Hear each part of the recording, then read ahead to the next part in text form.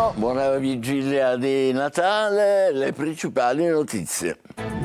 Palermo, dopo la notte da incubo con una fucilata a una ragazza, la città tra zone rosse e periferie in difficoltà vive con ansia questi giorni di festa. C'è paura, soprattutto tra i giovani, a andare in giro la sera. Intanto il ventenne arrestato giura di aver trovato il vecchio fucile in un cassonetto.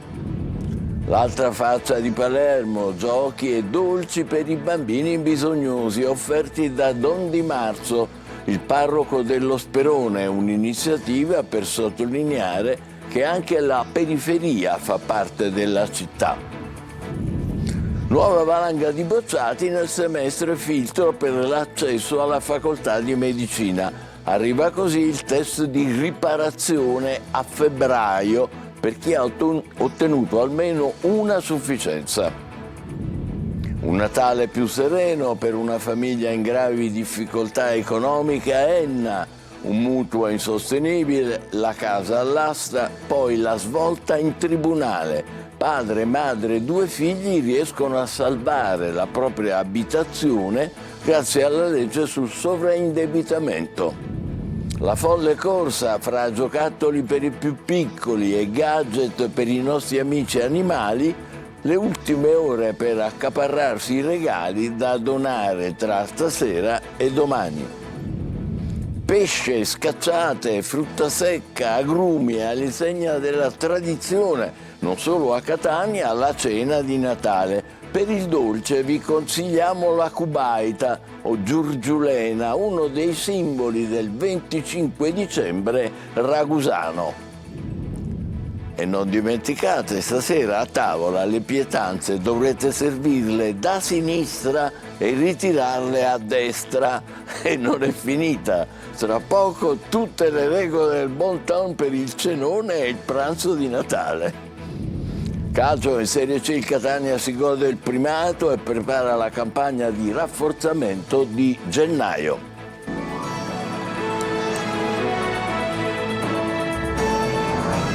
Palermo, un fucile antico abbandonato in un cassonetto e l'arma con la quale è stata ferita nella notte fra sabato e domenica Valentina Peonio. Gli investigatori lavorano ai riscontri della confessione di Giuseppe Calì, il giovane che ha sparato e che adesso è in carcere. Maglio Viola.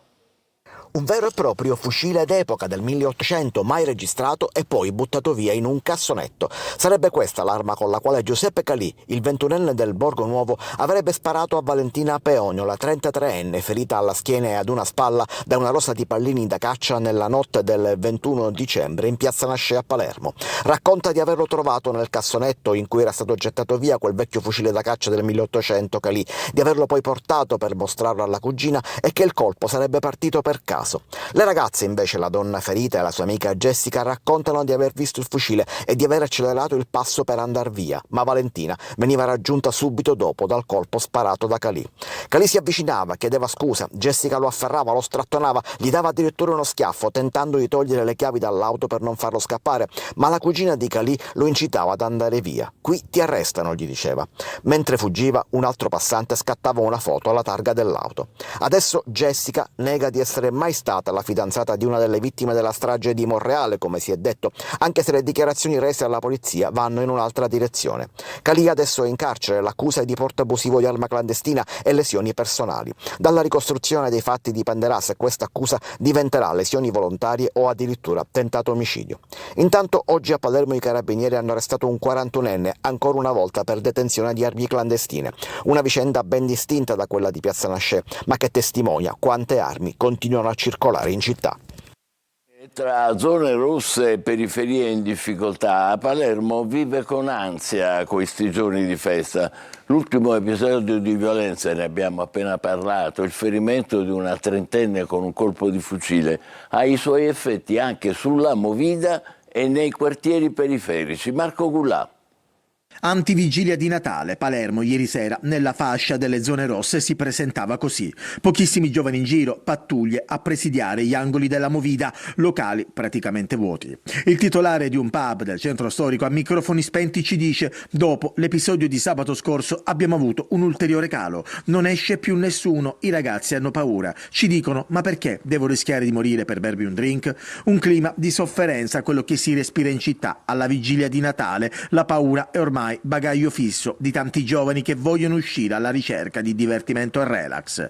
Una vigilia particolare anche nelle periferie, dove si prova, tramite eventi natalizi, a rendere meno pesanti alcune piaghe che incidono quotidianamente sui quartieri come lo Sperone. Tra spaccio di droga e alta percentuale di disoccupazione, il parroco Don Ugo Di Marzo ha organizzato diverse manifestazioni per regalare un Natale più sereno, soprattutto ai bambini. Qui siamo nella parrocchia del quartiere, donati giocattoli e dolci ai piccoli più bisognosi, un modo anche per sottolineare che la periferia è parte della città. Tante altre iniziative ci saranno, abbiamo avuto Rodavi Club con i buoni carne per la Caritas, altre iniziative di solidarietà che non vogliono certo cancellare il problema delle periferie. Siamo consapevoli che il problema resta, che c'è una sfida in corso, che è quella di fare crescere diversamente questi bellissimi luoghi che sono le periferie delle nostre città, chiamate da Papa Francesco periferie esistenziali, ma che possono diventare centri di vita nuova se l'intera città li vive come parte propria, bisognosa di cura e di attenzione.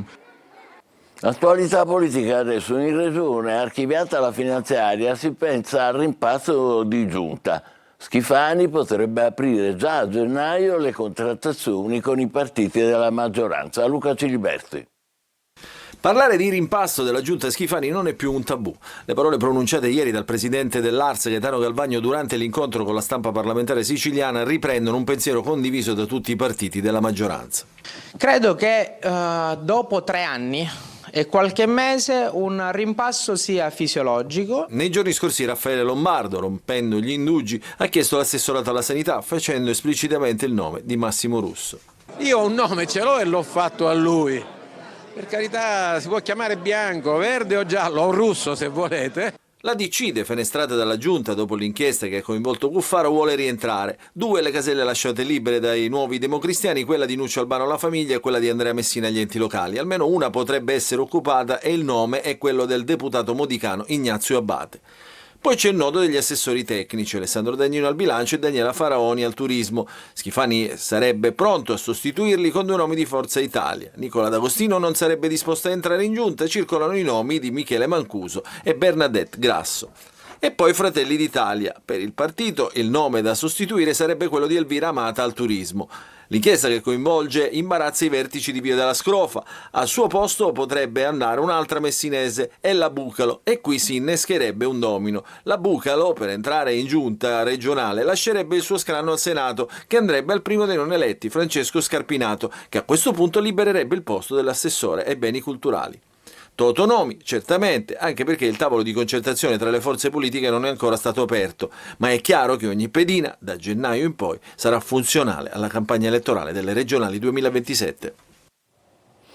Nuova valanga di bocciati nel semestre filtro per l'accesso alla facoltà di medicina. E così arriva il test di riparazione a febbraio per chi ha ottenuto almeno una sufficienza. Giusy Lazzara. L'hanno definita la riforma della riforma, quella sul contestato accesso alla facoltà di medicina, che registra la seconda valanga di bocciati anche nell'ultima prova del test per il semestre filtro. A Palermo non hanno superato l'esame di fisica 1.328 candidati su 1.600. È andata meglio per chi ritentava per biologia e chimica, con più della metà delle matricole che ha ottenuto almeno una sufficienza. Ieri, tra sorrisi e lacrime, tra chi ha superato i test e chi ha totalizzato un'insufficienza, per gli studenti è arrivata una novità. Il Ministero dell'Università ha annunciato che si potrà entrare in graduatoria e immatricolarsi anche chi ha riportato una o più sufficienze su 3, con l'obbligo di recupero con un test successivo entro il 28 febbraio. Chi non entrerà avrà comunque la possibilità di iscriversi in un'altra facoltà dell'Ateneo dove ci sono posti a disposizione. Il Ministero ha anche allargato la possibilità di entrare in graduatoria a chi ha superato un esame al primo appello, ha rifiutato il voto sperando di fare meglio al secondo, ma è stato bocciato. Tutto questo perché al Ministero si sono resi conto che questo sistema di selezione non avrebbe coperto tutti i posti a disposizione. A Enna adesso un mutuo diventato insostenibile, la casa finita all'asta e poi la svolta in tribunale. Una famiglia monoreddito riesce a salvare la propria abitazione grazie alla legge sul sovraindebitamento. Gerry Italia. Una famiglia monoreddito, 2 figli, problemi di salute e spese mediche crescenti, una situazione di fragilità che nel tempo si trasforma in una crisi finanziaria profonda. Il capofamiglia aveva acceso un mutuo per acquistare e ristrutturare casa, ma l'assenza di un secondo reddito e il ricorso a più finanziarie rendono il debito ingestibile. Le rate non vengono più pagate, la banca avvia la procedura esecutiva, la casa finisce all'asta, la prima va deserta e anche la seconda, ma alla terza, con il prezzo ormai ribassato, il rischio di perdere l'abitazione diventa concreto. Per la famiglia significa trovarsi senza casa e senza alternative, non avendo altri beni da vendere. È in questa fase che entra in gioco la procedura di sovraindebitamento prevista dal nuovo codice della crisi. L'avvocato Salvatore Psaila avvia l'iter attraverso l'organismo di composizione della crisi di Enna. Il tribunale accoglie il piano di ristrutturazione del debito, ma la banca presenta opposizione e ricorre in Corte d'Appello, che però rigetta le richieste dell'istituto di credito. La sentenza diventa definitiva, l'asta viene bloccata, la casa salvata, la banca condannata anche alle spese. Per la famiglia significa restare nella propria abitazione e uscire da una condizione di totale precarietà. Questa famiglia oggi si ritrova per fortuna al sicuro, gli abbiamo garantito la casa, nonostante era all'asta e quindi per giunta alla terza asta, quindi gliel'abbiamo salvata. È stata praticamente la banca condannata anche alle spese, ovviamente, e devo dire che in questo caso questa famiglia adesso può trascorrere per la prima volta dopo un paio di anni un Natale sereno. Una vicenda che accende i riflettori su uno strumento giuridico ancora poco conosciuto ma decisivo per molte famiglie sovraindebitate, un percorso che non cancella le difficoltà ma restituisce stabilità, dignità e tutela a chi rischia di perdere tutto. Oggi, 24 dicembre, ultima chiamata per i regali di Natale. È corsa contro il tempo per esaudire tutte le richieste. Tonino De Mana ha fatto un giro in via Etnea, a Catania, per verificare l'umore di cittadini e turisti. Eccolo. Scappo, ciao! Ciao! Altro che passo veloce, si va spediti perché la corsa all'ultimo regalo è lanciata e il tempo stringe. Tra poche ore, grandi e piccoli, saranno alle prese con uno dei momenti tipici e attesi del Natale, ovvero l'appuntamento con i regali. In via Etnea, salotto buono di Catania, la mattinata scorre veloce come il tempo, a volte tiranno quando sai che hai ancora qualcosa da fare. Si guardano le vetrine a caccia di idee e si butta un occhio anche ai mercatini. Ho comprato degli orologi appunto che rappresentano i logo di Inter e Juventus, per non scontentare nessuno. Rilassata io, mio marito credo un po' meno visto le spese. Qualcuno pensa per sé. Esatto, sì, certo. Beh, non è che dobbiamo pensare agli altri prima, però anche un po' di tempo anche per noi stessi bisogna dedicarlo. E c'è Lilli che reclama qualcosa. Sì, ce l'ha sotto l'albero. Cosa ha regalato? Allora, è un orso con un pupazzetto. Neanche a dirlo, sono i giocattoli quelli più richiesti dai bambini. È meglio giochi per lui e per lei compro abbigliamento. Gli ultimi regali è vincere un peluche per mia figlia qui ai mercatini. Sarebbe un ottimo regalo. Sì, vero? Bisogna conquistarlo, ci vuole molta precisione. Sì, ce la metteremo tutta. Sotto l'albero si attendono i regali e sotto l'albero, in questo caso di via Etnea, si radunano 2 cicliste a cui affidiamo il compito di fare gli auguri. Buon Natale su 2 ruote e il pedale nel cuore! Buon Natale, buon Natale. A Palermo, anche per garantirci cene e pranzi di Natale sicuri, la Capitaneria di Porto ha sequestrato 112 tonnellate di pesce privo di tracciabilità o con termini di conservazione superati, 78 le multe, 116.000 euro complessivi. I controlli si sono estesi da Gela, Cefalù fino a Ustica, Pantelleria, le Egadi e le Pelagie. E adesso le pietanze regolari, pesce, scacciate, frutta secca, agrumi, all'insegna della tradizione, non solo a Catania, la cena di Natale. Per dolce vi consigliamo la cubaita o giurgiulena, uno dei simboli del 25 dicembre ragusano. Tonino De Mana. Mancando pesce è Natale. Tutto pronto o quasi per il cenone di Natale, come sempre all'insegna della tradizione e quindi con pietanze che si tramandano di generazione in generazione.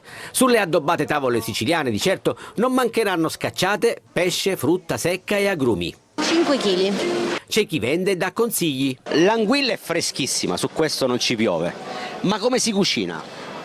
Come si vuole, o fritta o arrosto col pomodoro, al sugo, come si vuole. La solita scacciata e tutto il resto. Mi dica la verità, lei sta comprando ma cucina la moglie? No, cucino io, questo lo cucino io. E le altre cose? Mia moglie. Chi invece sarà ospite ma con riserva. I molluschi li porta lei? Va bene, se no mio cognato non mi fa entrare a casa, sono un botto le ostriche. La tradizione dice anche il pesce la sera, quindi quale pietanza vorresti trovare? Stocco, quelle prelibatezze là, angidda come si dice a Catania. È il momento giusto per ispirarsi ai fornelli, ma attenzione alla linea, o forse per un bel po' è meglio mettere da parte la bilancia. Buon appetito, ma per il dolce andiamo a Ragusa con Veronica Barbarino. È simile al torrone, ma più croccante e aromatico. Spesso la sua forma è il rombo e profuma di scorza d'arancia. E la cubaita o giurgiulena, un tipico dolce di Natale in uso nelle cucine iblee. È fatto di sesamo e mandorle tostate, con miele di zagara o comunque di arancia e zucchero e scorza di arancio. Un dolce dalle origini arabe, esaltato anche da Sciascia e Camilleri, che lo definì dolce da guerrieri, resistente e duraturo, perfetto per i soldati. La prima cosa che faremo sarà sciogliere. Grazie, beata lei con la cubaita. Tra stasera e domani abbiamo visto la tavola diventa protagonista, ma con delle regole da seguire, quelle del bon ton e del galateo dell'accoglienza in casa, e con Eva Spampinato non si scherza.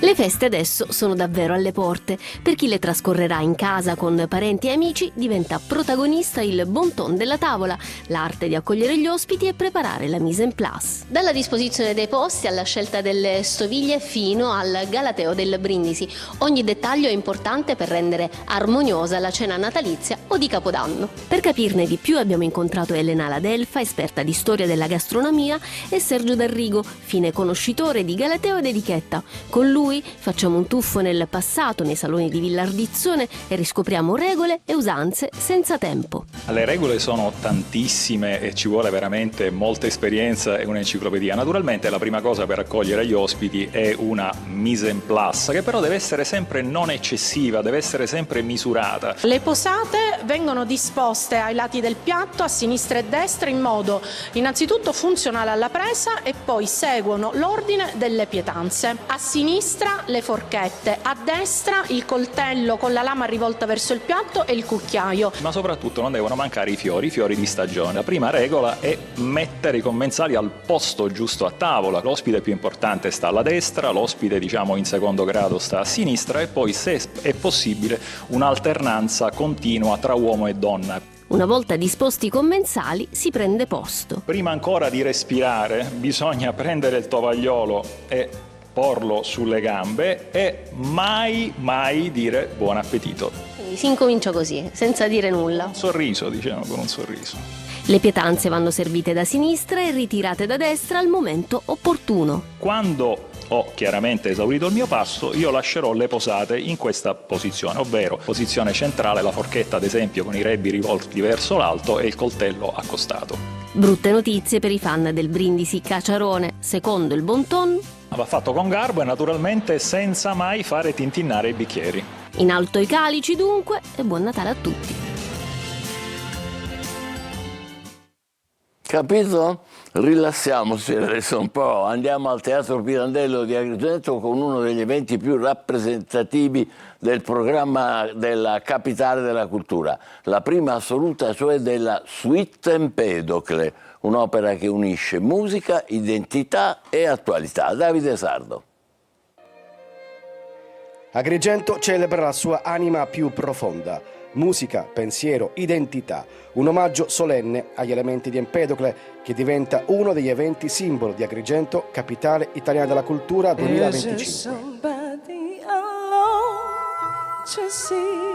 Il Teatro Pirandello ha fatto da cornice ad una serata di grande valore artistico e culturale, nata dalla collaborazione tra Fondazione Agrigento 2025 e Conservatorio Arturo Toscanini di Ribera.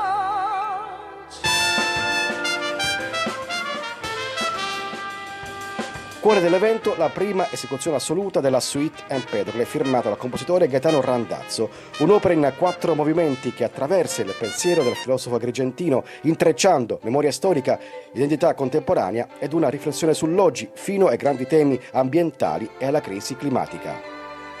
La suite entrerà in un programma crossover capace di unire opera lirica italiana e colonne sonore celebri. Sul palco l'orchestra del Conservatorio Arturo Toscanini, diretta dal maestro Walter Anastasi. Ad Agrigento la cultura prende forma, suono e visione.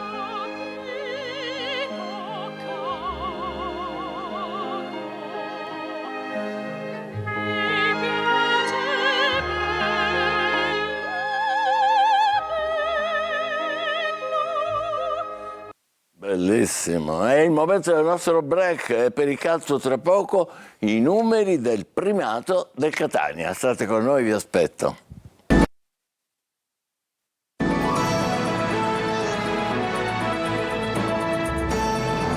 Calcio sotto l'albero del Catania c'è il primo posto, un regalo da conservare e accudire anche nel girone di ritorno. I numeri dell'andata confermano il buon lavoro dei rossazzurri. Francesco Triolo. Il fortino del Massimino dice 28, tanti quanti sono i punti conquistati in casa dal Catania, miglior difesa del torneo, 9 gol, 2 le sconfitte, meno di tutti. Eccoli i numeri del Catania capolista, di una squadra che è sempre stata tra le prime 4 della classifica sin dall'inizio del campionato e solo in un passaggio dalla quinta alla sesta giornata è scivolata al 4º posto, poi sempre su a lottare tra le primissime. I gol, la difesa, detto dei 9 gol al passivo, sono stati subiti tutti fuori casa. Il Massimino è ancora inviolato, 0 gol subiti. I rossazzurri hanno anche segnato la media di 1,7 reti a partita, con Forte, Lunetta capocannonieri attuali, con 7 gol ciascuno, mentre Cicerelli, condizionato dall'infortunio, è fermo a 5. Numeri che testimoniano anche la capacità di andare a segno con diversi uomini, anche perché sono stati diversi i Catania che Mimmo Toscano ha dovuto schierare nel corso del girone d'andata, dove è andato incontro a diversi infortuni, assenze e squalifiche che non hanno mai dato davvero la sensazione di una squadra basata su un solo blocco. E la forza è stata anche questa, quella di un gruppo unito, coeso, variegato, che ha sopperito alle assenze importanti come quelle di Aloi e Cicerelli, oppure di Gherardi, squalificato per 4 giornate, e assenze che stanno portando il club a lavorare su nuovi innesti sul mercato invernale. I nomi sui quali il Catania proverà ad accelerare dopo Natale sono quelli di Emanuele Ghiabua, mediano, 24enne dell'Avellino, Andrea Vallocchio della Ternana, già cercato la scorsa estate, ma anche Palmiero, sempre dell'Avellino, e Carriero del Trapani, mentre per l'attacco l'obiettivo, si sa, è Giovanni Bruzzaniti del Pineto. Le due squadre hanno già parlato tra loro, c'è da trovare solo l'accordo definitivo. Ci fermiamo qui, l'appuntamento è per le 20, grazie, buon pomeriggio e ancora buon 24.